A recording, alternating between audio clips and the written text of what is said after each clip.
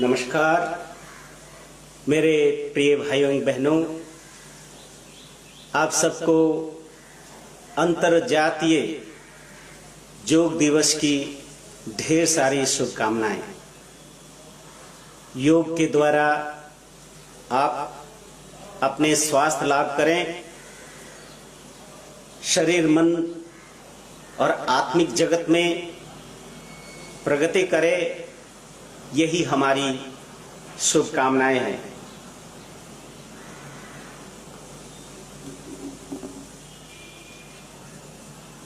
योग आज सारी दुनिया में इसका डंका बज रहा है। आज लोग ये परवाह किए भी नहीं कि वो किस मजहब से है, किस रंग से है, किस जाति से है, किस देश से है, सब लोग योग की जो संस्कृति है, योग की जो कल्चर है, इसको स्वीकारा है। और आज लगभग 151 देश में योग का अभ्यास लोग कर रहे हैं। लेकिन कुछ प्रश्न लोगों के मन में आ ही जाती है कि भाई अमुक आचार्य जी आए तो योग के बारे में ऐसे बता के गए, अमुक गुरु जी आए तो योग के बारे में ऐसे बता के गए। अर्थात मुंडेर मुंडेर मतिर भिन्नम, अर्थात अलग अलग लोगों की अलग अलग मत, अलग अलग अभिप्राय, अलग अलग ओपिनियन हो जाता है। इससे जन साधारण को प्रॉब्लम हो जाती है। जन साधारण कंफ्यूज्ड हो जाते हैं, क्या करे क्या नहीं करे।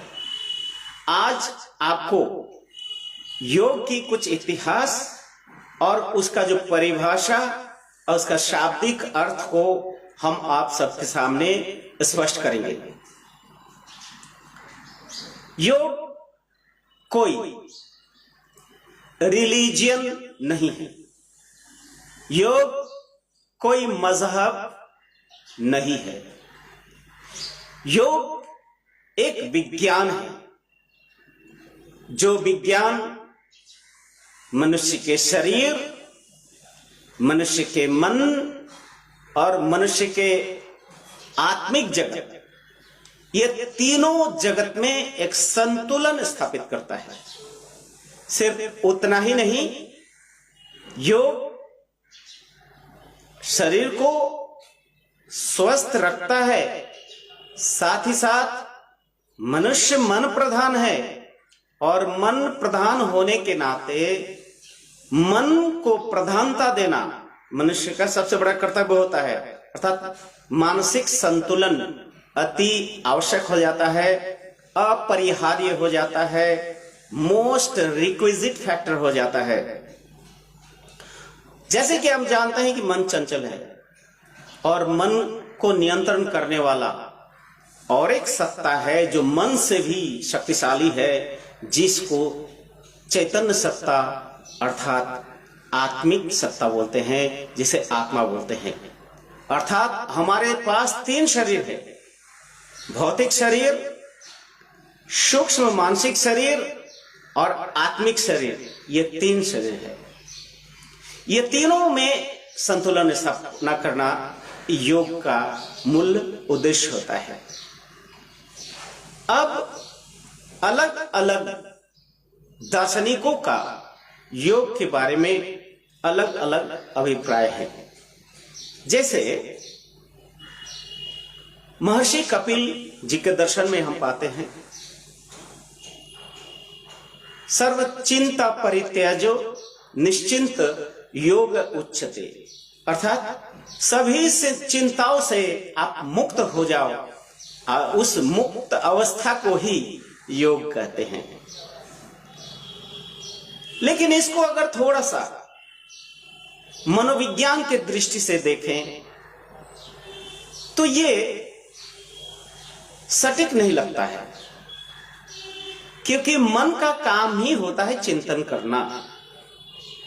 मन अगर चिंतन छोड़ दे तो मन की जो अस्तित्व है वही खतरे में पड़ जाएगी, अर्थात मन का डेथ हो जाएगा, मन मर जाएगा। और मन का मृत्यु का मतलब ही है मनुष्य की मृत्यु। इसलिए चिंता तो स्वभाव है, चिंता ही मन के अस्तित्व को जीवित रखा है। लेकिन यही चिंता मनुष्य को अलग अलग दिशाओं में ले जाता है, भटकाते रहता है, जिसे मन की चंचलता कहते हैं। यह चंचलता मन का स्वभाव है और मन की शक्ति भी है। इस चंचलता को अगर आप स्थिर कर देते हैं, नियंत्रण में ला देते हैं, तो वो आपके लिए शक्ति है। और इसी को अगर आप छोड़ देते हैं बेलगाम घोड़े के तरह, तब क्या हो जाता है, ये आपको भी पागल बना देता है, आपको विचलित कर देता है, आपको चंचल बना देता है। तो ये जो योग का जो परिभाषा है कि सर्व चिंता परित्यज्य, चिंता से मुक्त कैसे होगा, वो प्रोसेस क्या है। तो यहां पर महर्षि जी यही कहते हैं कि सभी चिंताओं से मुक्त हो जाओ, वही योग है। लेकिन ये सटीक परिभाषा नहीं हुआ, क्योंकि मन चंचल रहेगा, मन में डायनामिज्म होंगे, मन में गति होगी, तभी तो मन की प्रगति होगी। अगर वो डायनामिज्म ही खत्म हो गया तो फिर मन का खत्म हो जाएगा। फिर सबसे ज्यादा जो प्रचलित परिभाषा हम अपने सामने पाते हैं वो है महर्षि पतंजलि जी की। उनका कहना है जितने भी वृत्तियां हैं उस वृत्तियों को निरोध कर दो। सभी वृत्तियों को अगर आप निरोध कर दोगे, उस निरोध करने की जो प्रक्रिया है उसे हम योग कहते हैं। चित्त वृत्ति निरोध योग उच्यते, चित्त की वृत्ति। अब थोड़ा सा मनोविज्ञान के दृष्टि से आप देखें, चित्त हुआ मन और वृत्ति हुआ मन का पेशा, मन का कार्यशैली, प्रोफेशन, ऑक्युपेशन। तब बोलते भाई मन का ऑक्युपेशन क्या है, तो मन का ऑक्युपेशन इस तरह से है: काम, क्रोध, लोभ, मोह, माया, मत्सर्य, धर्म, अर्थ, काम, मोक्ष, अवज्ञा, प्रश्रय, क्रूरता, फिर है लज्जा, पिशुनता, ईर्ष्या, सुषुप्ति, विषाद, कषाय, तृष्णा, मोह, घृणा, भय, आशा, चिंता, चेष्टा, ममता, दंभ, लोलता, कपटता, विवेक, वितर्क, अनुताप। ओम, हुं, क्रीं, षडज, ऋषभ, गंधर्व, मंधर्व, मध्यम, पंचम, धैवत, निषाद, षट, वौषट, अमृत, विष, परा, अपरा। ये 50 वृत्तियां हैं। इस 50 वृत्तियों के द्वारा मन अपना कार्य करता है। ये वृत्तियां नहीं रहेंगी तो मन इनर्ट हो जाएगा, जड़ हो जाएगा, स्थिर हो जाएगा। यही वृत्तियां, वासना मन को कार्य करने के लिए मजबूर करता है, आशा मनुष्य को काम करने के लिए मजबूत करता है, चिंता, चेष्टा, ममता, मोह, ये सभी मन के वृत्तियां हैं। इस वृत्तियों के अस्तित्व में ही मन का अस्तित्व रहता है। इसलिए इस वृत्तियों को अगर हम खत्म कर देते हैं, अर्थात मार देते हैं, तो क्या मन मर जाएगा। और मन मरने से मन की प्रगति रुक जाएगी, मन वही खत्म हो जाता है, मानविक अस्तित्व ही खत्म हो जाता है। इसीलिए इसे भी वैज्ञानिक दृष्टि से, मनोवैज्ञानिक दृष्टि से इस परिभाषा को हम नहीं स्वीकार पा रहे हैं। हाँ, तंत्र में भगवान सदाशिव जो परिभाषा योग दिए हैं वो बहुत ही वैज्ञानिक, मनोविज्ञान के अनुकूल है और मनुष्य के स्वभाव के अनुकूल है। वो क्या है? संजोगो योगो इत्युक्ते जीवात्मा परमात्मनि। संजोगो योगो इत्युक्ते जीवात्मा परमात्मनि, अर्थात जीवात्मा का परमात्मा से जो मिलन है वही योग है। अर्थात हम मनुष्य हैं, जीवात्मा है और एक परमात्मा है, एक अनादि अनंत परम ब्रह्म। उस परमात्मा में ये जो मिलने की जो प्रक्रिया है उसी को ही हम योग कहेंगे। योग यूज धातु से आया है, यूज प्लस घय प्रत्यय करके यूज, अर्थात 1 + 1 इज इक्वल टू 2 होता है। इसको जोग नहीं बोलेंगे, इसको जोड़ बोलेंगे। लेकिन और एक होता है 1 + 1 + 1 + 1 + 1 इज इक्वल टू 1। तो बहुत आश्चर्य की बात है भैया, मैथमेटिक्स में तो ये गलत हो गया। लेकिन अगर वही रसायन में देखा जाए, कंपाउंड जिसको कहते हैं, चीनी, पानी, नमक और नींबू रस मिला देंगे, सब एक हो जाएगा, बनकर एक हो गया। ठीक ये एग्जैक्टली सेम परिभाषा योग में एक्सेप्ट किया गया है कि अर्थात जीवात्मा और परमात्मा, नदी का जल और समुद्र का जल, तब दोनों मिलकर एक हो जाए तो वही योग है। इसको बोलते हैं यूनियन, मर्ज कर जाना, अपने जो अस्तित्व को संपूर्ण रूप में मर्ज कर देना, अर्थात अपना क्षुद्र अस्तित्व को बृहत में मिला देने की जो प्रक्रिया है यही योग है। संजोगो योगो इत्युक्ते जीवात्मा परमात्मनि, अर्थात जीवात्मा का परमात्मा से मिलन ही योग है। यही जगतगुरु श्री श्री आनंद मूर्ति जी आनंद मार्ग के प्रवक्ता ने स्वीकारा है और इसी योग की परिभाषा के अनुकूल ही आनंद मार्ग का जो दर्शन है ये प्रचलित है। अब आइए, ये जो संयोग योग कैसे हो सकता है? बहुत ज्यादा ज्ञान चर्चा और बहुत ज्यादा बुद्धि का यहाँ पर रोल नहीं है।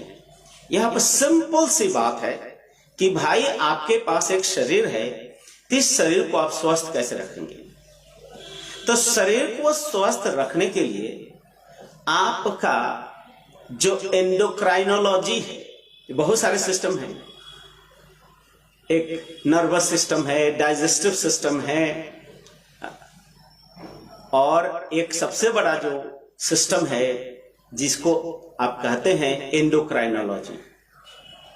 एंडोक्राइनोलॉजी शरीर का सबसे सूक्ष्मतम तंत्र है, अर्थात ग्रंथि तंत्र, और ग्रंथि से रस निकलता है। ग्रंथि रस से ही मनुष्य के जितने भी क्रियाकलाप है उसी के द्वारा निर्धारित होता है और नियंत्रित होते हैं। एवं कि मन की क्रियाकलाप भी ग्रंथि रस के कम या ज्यादा क्षरण से प्रभावित होता है। जितने भी अंदरूनी बीमारियां हैं वो ग्रंथियों के कम या ज्यादा क्षरण से, हार्मोन के कम या ज्यादा क्षरण से होता है। और कुछ बाहरी बीमारी है, सर्दी लगना, बाहरी गर्मी लगना, एक्सीडेंट हो जाना, माने कट हो जाना, मस्कीटो बाइट, बाहर से बैक्टीरिया का आक्रमण, वायरल अटैक, ये सब बाहरी रोग हुआ। लेकिन भीतरी जो चीज है वो ग्रंथ से जुड़ा हुआ है, ग्रंथियों से जुड़ा हुआ है। अर्थात ये जो योग की जो प्रक्रिया है, आज हम जो आज कर रहे हैं तो सब देखेंगे सब जगह योग कर रहे हैं। तो मतलब क्या है, क्या कर रहे हैं? तो कुछ आसन कर रहे हैं। सब लोग आसन ही कर रहे हैं क्योंकि लोगों को अपना सिर्फ बाहरी शरीर दिखता है, अंदर का शरीर दिखता नहीं है। तो लोग सोचता है कि मेरा ये जो शरीर है ये हट्टा कुट्टा हो जाए, रोग मुक्त हो जाए तो वही योग है। और इसीलिए लोग योग के इस बाहरी अर्थात फिजिकल गेस्चर एंड पोस्चर को, जिसे आसन कहते हैं, इसको लोग ज्यादा अभ्यास करते हैं और इससे लोग निरोग हो भी रहे हैं। मनुष्य में जो स्वस्थ जो चेतना है वो जागृत हो रही है, पहले के तुलना में बहुत हो रहा है। लेकिन क्या योग सिर्फ रोग निवृत्ति का ही माध्यम है? असली रोग तो मनुष्य के मन में है। मन के रोग को अगर नहीं दूर करेंगे तो ये शरीर का रोग भी दूर नहीं होगा, क्योंकि आजकल का बीमारी साइकोसोमेटिक है। मन से शुरू होता है, तन में आके उसका प्रभाव डालता है। इसलिए ये जो साइकोसोमेटिक डिजीज दूर करने के लिए मन को भी प्रधानता देना पड़ेगा, मन पर ज्यादा अपना समय देना होगा। अर्थात मन को नियंत्रण करने की जो प्रक्रिया है, वृत्तियों को नियंत्रण करने की प्रक्रिया है, वृत्तियों को डाइवर्ट करने की प्रक्रिया है, वृत्तियों को चैनलाइज करने की जो प्रक्रिया है, उसको भी एक्सेप्ट करना होगा।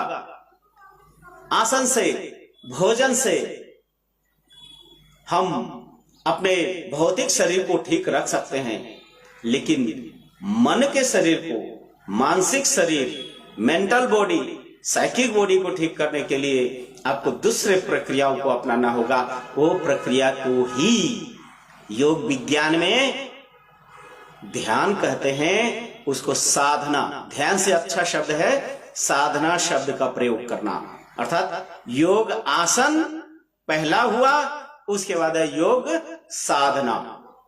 योग साधना के माध्यम से हम अपने मन के इमोशन, मन के एस्पायरेशन, मन के विभिन्न नेगेटिव पॉजिटिव एक्सप्रेशंस जो है उसको कंट्रोल में करते हैं। क्योंकि मन चंचल तो सब कुछ चंचल, और मन स्थिर तो सब कुछ स्थिर। मन चंगा तो कटौती में गंगा। अर्थात मन अगर स्थिर है तो सब कुछ आपको स्थिर हो सकता है। अब मन को स्थिर तो कर लिए, फिर कहां जाएंगे लेके भाई?